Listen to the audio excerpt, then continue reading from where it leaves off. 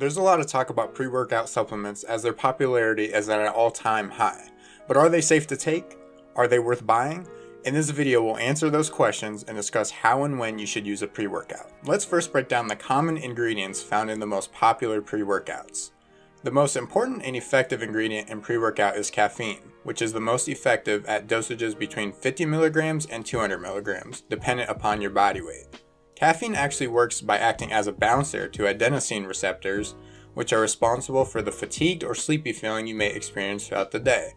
The buffering of this receptor increases the dopamine and adrenaline response, which is responsible for that shot of energy you experience.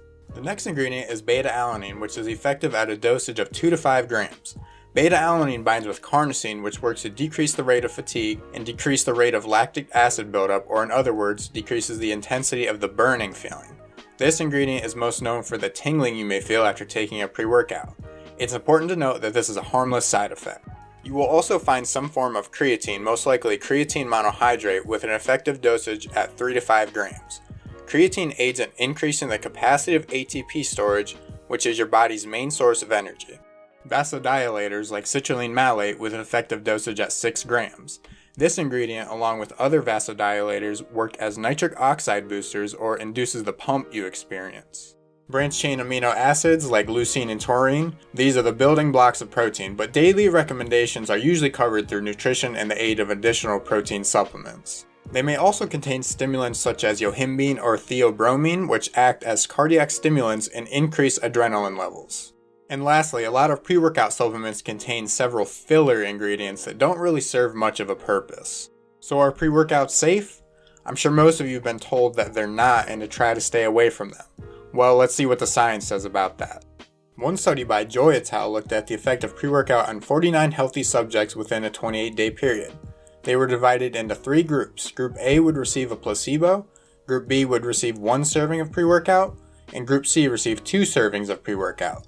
The study concluded that neither of the 3 groups experienced any adverse reactions, their vitals weren't negatively affected, and there were no subjective reports of anything abnormal. There's also no current research that supports the correlation between coronary heart disease, arrhythmias, AFib, or cardiac variability to acute or chronic use of stimulant-containing drinks. The main driver behind these factors continues to be lifestyle and genetics. It does cause a slight increase in blood pressure, but it's short-lived, and it also doesn't have a significant effect on heart rate, especially in the case of someone who has built up a strong tolerance. Why is there such a negative stigma surrounding pre-workout supplements then? There's 2 reasons for this. Number 1 is when pre-workout is taken by individuals who already have a pre-existing health condition or illness which affects their cardiovascular function. In this case, the heart is already compromised and ingesting a stimulant further increases the demand placed on it, possibly resulting in adverse reactions. This is comparable to attempting to squat with a broken back. Squatting isn't the source of the back problem, but it sure would cause further damage.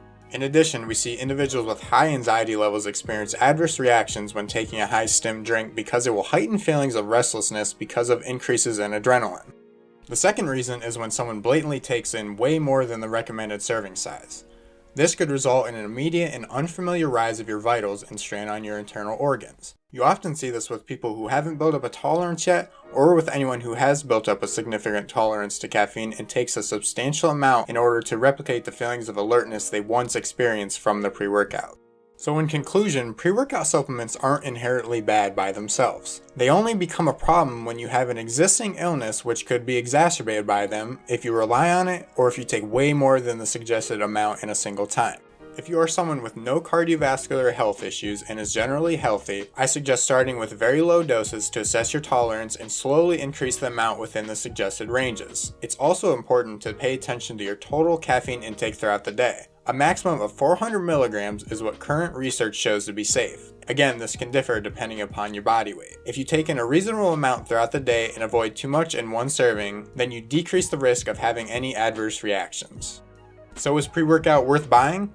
Let's look at how it affects performance in the gym. One study by Cameron et al. Tested the effects of pre-workout use before training sessions. They found that subjects were able to significantly improve bench press reps prior to reaching failure, the amount of focus they had throughout the workout, which they measured subjectively, with an increase in ability to sustain focus after an hour into the workout, while the control group experienced a drop-off in focus, and an increase in resting energy expenditure, or the number of calories being burnt at rest.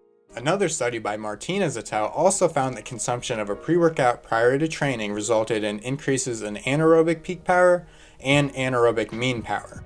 It's also been proven to increase reaction time, increase pain threshold, and increase endurance when taking 15 to 30 minutes prior to a training session. I also find that it can serve as a mental edge, as if you're taking something that says it will increase your energy, you are more likely to feel good inside the gym. So when you take into account that all of these factors will translate to an increased capacity of rep, strength, and endurance, it seems to be a good investment. And if you don't want to spend the extra money, or if you're ever in a pinch, I find coffee to be an effective replacement. And although it may improve performance, remember, it's not necessary at all, it's a matter of personal preference. Alright guys, thanks for watching. If you enjoyed this video, please share with your friends, like, and subscribe. And be sure to be on the lookout for more informational videos soon to help you ace your fitness.